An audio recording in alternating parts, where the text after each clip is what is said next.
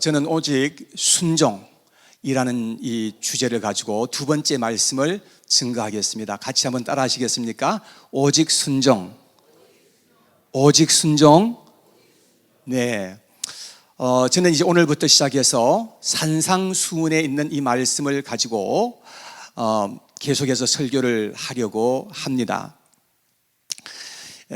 예수님께서 이제 사역을 시작하실 때에 가장 먼저 설교하신 부분이 산상수훈에 있는 말씀, 마태복음 5장, 6장, 7장에 있는 이 말씀입니다. 이 말씀을 읽어보면 이제 예수님께서는 우리가 어떻게 이 세상을 살아가야 하는지, 우리가 어떻게 순종해야 되는지, 무엇을 순종해야 되는지 그런 것들을 우리에게 말씀해 주고 있습니다. 그리고 우리가 순종하고 불순종할 때의 그 결과가 무엇인지에 대한 것도 예수님께서 말씀을 해 주셨어요. 그래서 저는 오늘부터 산상수훈의 이 말씀을 통해서 예수님의 교훈과 가르침을 함께 배울 수 있게 되기를 간절히 원합니다. 자, 우리가 함께 주님의 말씀 배우는 겁니다. 제가 이 시간 말씀을 전하긴 하지만 우리는 하나님의 말씀을 배우는 시간입니다. 오늘 우리가 같이 읽은 이 말씀은 산상수훈의 맨 마지막에 있는 결론의 부분입니다. 저는 결론 부분부터 먼저 여러분들에게 말씀을 드리면서 우리가 순종하되 왜 순종해야 되는지, 그 순종하는 이유와 동기가 무엇인지에 대해서 먼저 말씀을 드리려고 하는 것입니다. 그래서 우리가 하나님의 말씀에 순종하되 바른 믿음과 동기와 목적을 가지고 순종해야 되지 않겠습니까? 만일 우리가 순종을 하더라도 벌을 받고 지옥 갈까봐 그렇게 순종한다면 순종은 해도 하나님의 마음이 얼마나 아프시겠습니까?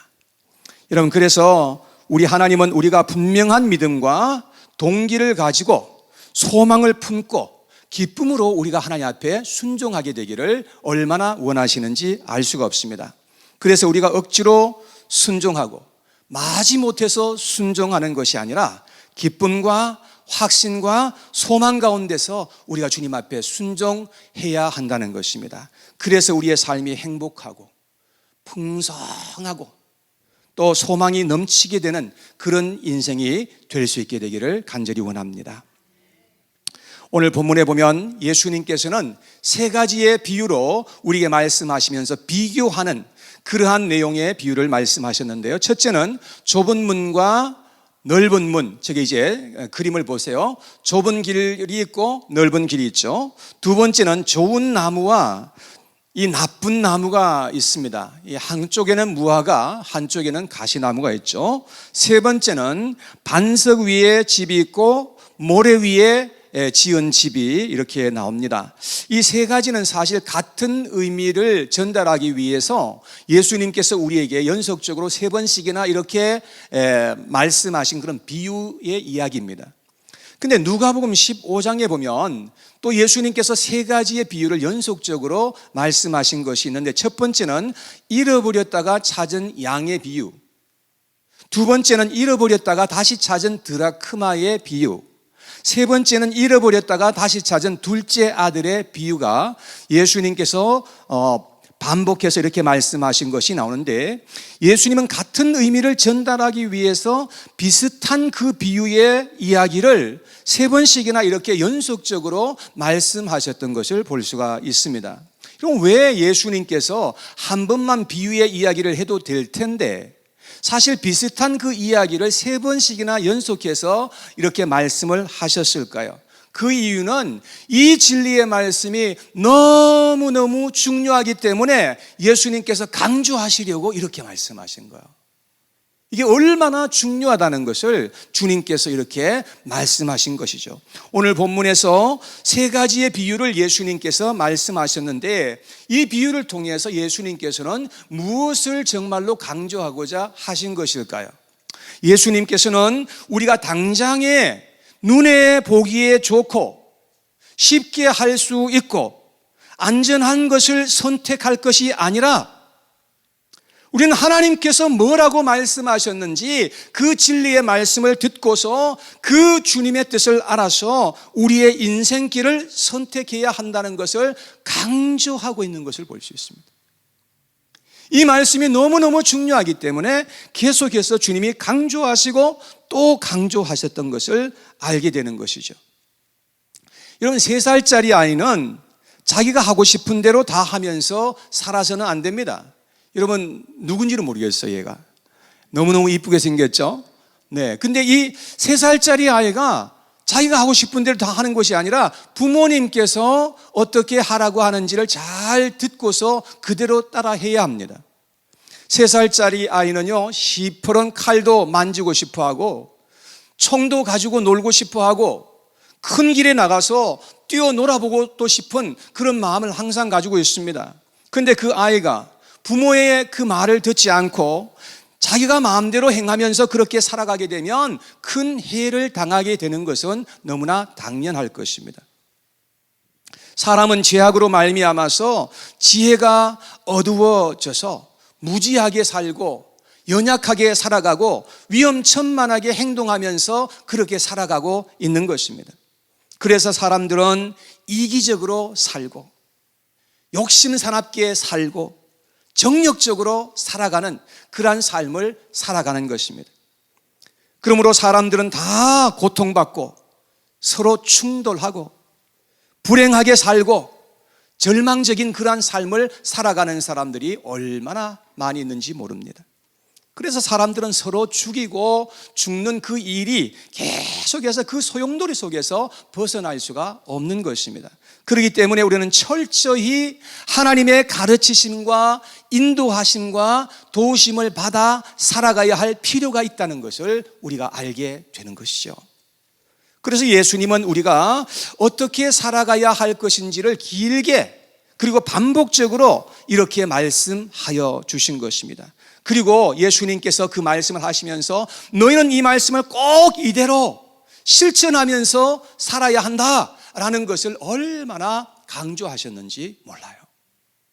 사람들은 다 넓은 문, 넓은 길로 가고 싶어 합니다. 넓은 문, 이 넓은 길은 무엇을 의미하는가 하면 우리가 익숙하게 살아오던 그 삶의 방식을 의미하는 것입니다. 그리고 수많은 사람들이 고집하며 살아가는 그러한 방식을 의미하는 것입니다. 우리 예수님을 믿어도 여전히 남아있는 악한 습성이 있고 고질적인 성품을 그대로 가지고 있는 경우가 많습니다. 여러분, 그런데 이제는 우리가 예수님을 믿는 하나님의 사람이기 때문에 이제는 예수님 안에서 그러한 것을 이제는 거절하고 끊어내기 위해서 우리는 좁은 길을 걸어가도록 해야 한다라는 말입니다. 우리는 악한 고리를 끊어내어야 합니다. 강하게 우리가 대적할 수 있어야 합니다. 영적인 싸움을 우리는 계속해서 싸워야 합니다. 예를 들어서 어떤 사람은 부정적인 말을 입에 달고 사는 그런 사람들이 있습니다. 이런 그것은 분명히 하나님 앞에서 죄입니다. 왜냐하면 그 부정적인 말은 믿음에서부터 출발한 것이 아니기 때문에 그렇습니다. 여러분, 그렇다면 부정적인 그러한 그 습관들, 그런 것을 끊어내야 되지 않겠습니까? 그렇게 하려면 우리가 부정적인 생각이 들고 우리의 마음에 부정적인 그런 마음이 들고 부정적인 말이 나갈 때 즉시 하나님 앞에서 회개하고 하나님 앞에 간절히 기도하면서 하나님, 나의 입술에 긍정적인 말을 주시고 소망적인 말을 주시옵소서라고 하나님 앞에 간절히 기도하면서 나아가야 된다는 거예요. 그래서 우리는 예수님의 이름으로 선한 싸움을 싸워야 된다는 것입니다. 거룩한 삶을 추구해 나가야 된다는 것입니다. 예수님의 그 길을 우리는 구할 수 있도록 해야 된다는 것입니다. 그렇게 하는 것이 좁은 문으로 들어가는 것이고 좁은 길로 우리가 걸어가는 것을 의미하는 것입니다. 그렇게 살아야 우리가 신앙적으로 발전해 나갈 수 있고 성숙한 삶을 우리가 이루어 나갈 수 있고 성결의 믿음을 소유할 수 있는 믿음의 사람이 될 수 있는 것입니다. 그런데 우리가 그냥 범죄하면서도 잘못하고 있는 줄로 뻔히 알면서도 그냥 계속해서 그 자리에서 나는 못해. 그렇게 살아가면 우리는 절대로 발전할 수가 없는 것이죠. 사랑하는 여러분, 이런 영적인 싸움을 잘 싸우시는 저와 여러분들 모두가 되시기를 축복합니다. 나무에 어떤 나무를 접붙이느냐에 따라서 열매가 결정이 되는 거죠. 그죠? 우리가 좋은 나무 가지를 가지고 접을 붙이면 그 나무는 좋은 나무가 되고 좋은 열매가 맺게 될 거예요. 근데 만약에 나쁜 가지로 접을 붙이면 그 나무는 나쁜 나무가 되고 나쁜 열매가 맺게 되는 것이죠.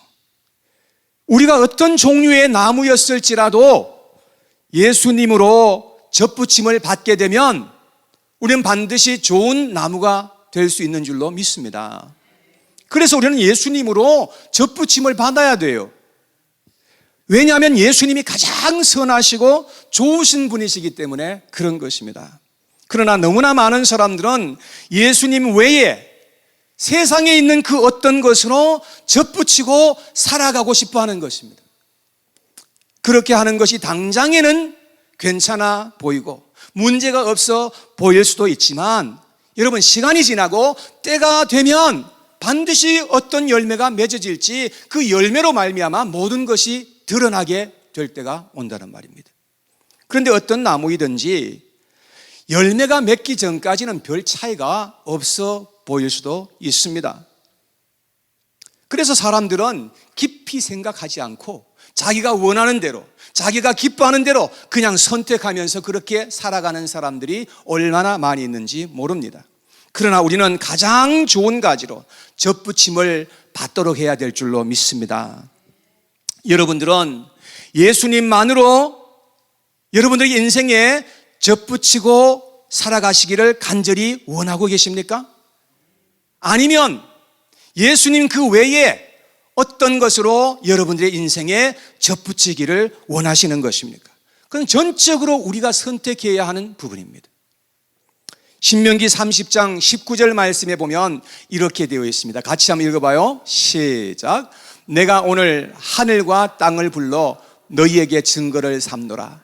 내가 생명과 사망과 복과 저주를 내 앞에 두었은즉 너와 내 자손이 살기 위하여 생명을 택하고, 우리와 우리의 자손이 살기 위해서 우리가 생명을 택해야 된다고 말씀을 하고 있습니다.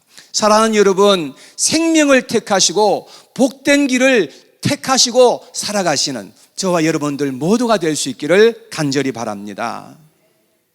어떤 사람은 자신의 인생을 세우되 우선 빠른 방법으로 자신의 인생을 세우려고 하는 사람들이 많습니다. 그런데 그렇게 하는 것은 마치 건물을 세우되 모래 위에다가 건물을 세우는 것과도 같다고 예수님께서 말씀을 하셨습니다. 모래 위에 건물을 세우면요, 우선은 쉽습니다. 그리고 빨리 지을 수가 있습니다. 그리고 겉으로 볼 때는 별 문제가 없어 보일 수도 있겠죠. 그러나 만일 그렇게 한다면 얼마나 어리석은 사람이겠습니까? 우리에게 경건의 모양도 있고 믿음의 형식은 다 가지고 있어도 그것으로는 참 믿음인지 아닌지 알 수가 없어요. 나도 몰라요. 주변에는 신앙생활을 너무 쉽게 생각하는 사람들이 있는 것을 보게 됩니다. 믿기만 하면 구원받고 천국 간다 하니까 신앙을 너무 가볍게 취급하는 그러한 사람들이 있어서 속상합니다. 여러분, 집을 지을 때 가장 중요한 것이 무엇이겠습니까? 그것은 뭐 말할 것도 없이 기초예요, 기초. 기초를 하게 되면 건물의 반은 하는 것이라고 그렇게 이야기를 하더라고요. 여러분, 그런데 건물에서 기초는 보이지 않는 부분이에요. 기초는 사람들이 볼 수 없는 부분이에요. 그러나 지혜로운 사람 같으면 기초 공사를 위해서 많은 수고와 정성을 다 하려고 할 것입니다. 절대 남이 보지 못하는 곳이라고 대충 하려고 하지 않을 겁니다. 땅을 깊이 파고 기초돌을 놓고 견고하게 기초를 만들려고 할 거예요. 그러려면 얼마나 많이 땀을 흘리고 수고를 해야 하는 것이겠습니까? 그것과 같이 예수님의 말씀을 듣고 순종하게 될 때에 우리는 어떻습니까? 고통도 따르게 되죠. 핍박도 받을 수 있습니다. 손해도 볼 수 있을 것입니다. 그리고 많은 수고와 희생이 반드시 따라오게 될 것입니다. 그러나 그럴지라도 우리가 고통당하고 어려움이 있을지라도 그럴지라도 하나님 말씀에 순종하는 자에게 하나님께서 예비하신 그 은혜로 함께하여 주신다는 것을 우리는 알아야 된다는 것입니다. 특별히 언제 하나님의 은혜와 특별한 그 손길을 경험할 수가 있는 것이겠습니까? 우리가 이 세상을 살다가 보면요, 우리가 감당할 수 없는 인생의 시련과 풍파가 우리에게 몰아칠 때가 와요. 인생의 큰 위기가 우리에게 임할 때가 있다는 말이에요. 자, 오늘 본문 24절에서 27절에 있는 말씀을 한번 보려고 하는데요, 스크린에 제가 달아놨습니다. 여기 보면 그러므로 누구든지 나의 이 말을 듣고 행하는 자는 그 집을 반석 위에 지은 지혜로운 사람 같으리니 비가 내리고 창수가 나고 바람이 불어 그 집에 부딪히되 무너지지 아니하나니 이는 주추를 반석 위에 놓은 까닭이요 나의 이 말을 듣고 행하지 아니하는 자는 그 집을 모래 위에 지은 어리석은 사람 같으리니 비가 내리고 창수가 나고 바람이 불어 그 집에 부딪힘에 무너져 그 무너짐이 심하니라.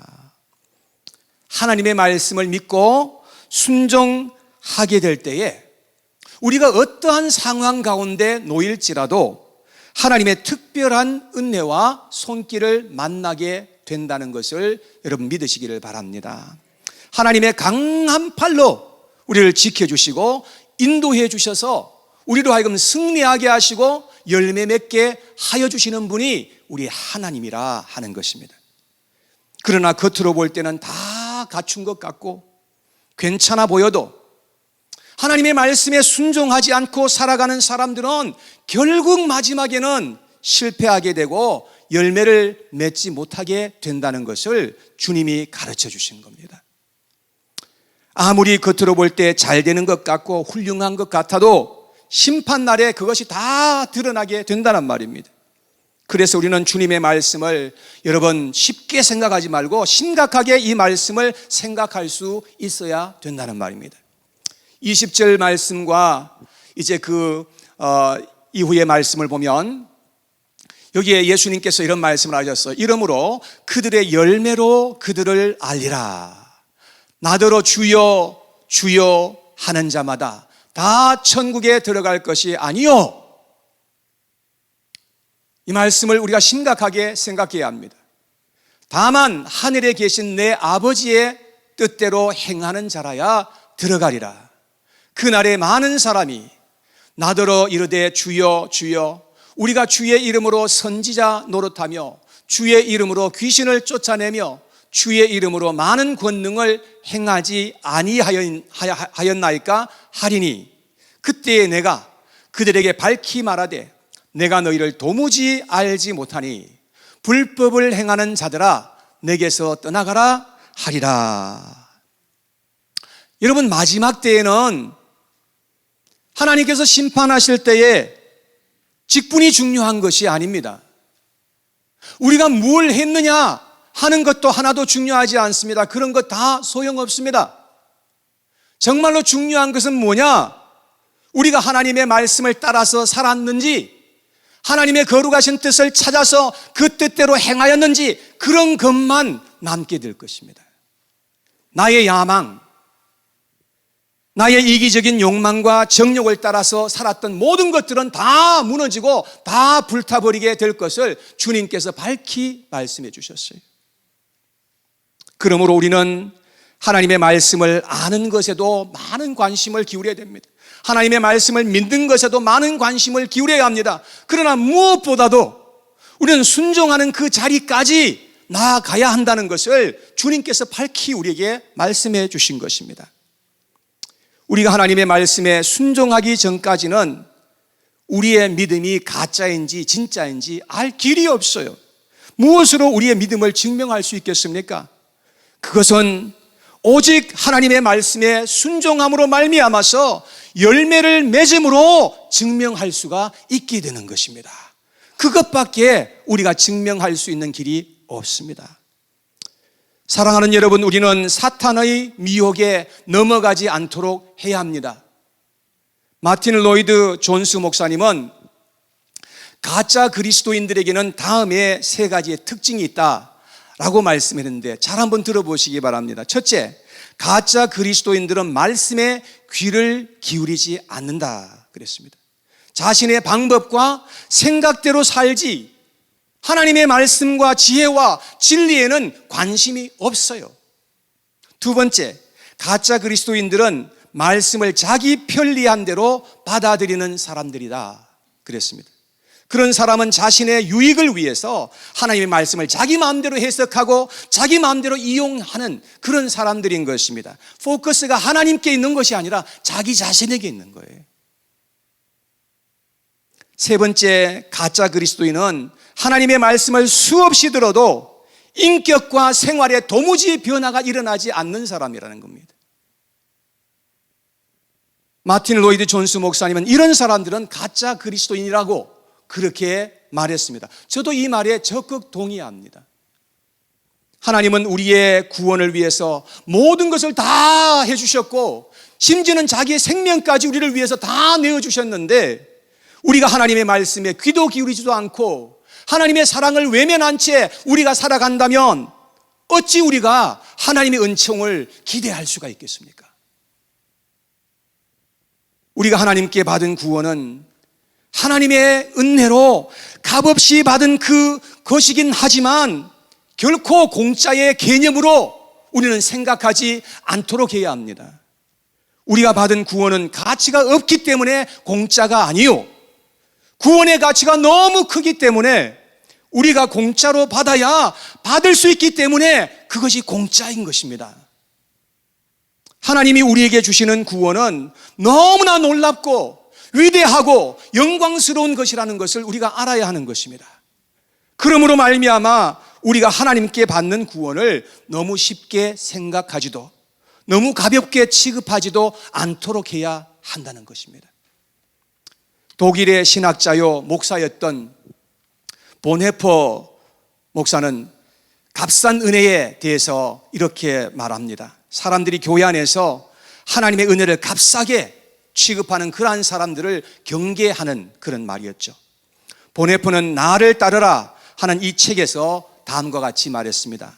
죄를 뉘우치지 않고 죄에서 벗어나기를 바라지도 않으면서 세상은 자신의 죄를 감싸줄 값싼 카바를 값싼 은혜에서 얻는다. 값싼 은혜는 죄인을 의롭다고 하는 것이 아니라 죄를 의롭다고 하는 것이다.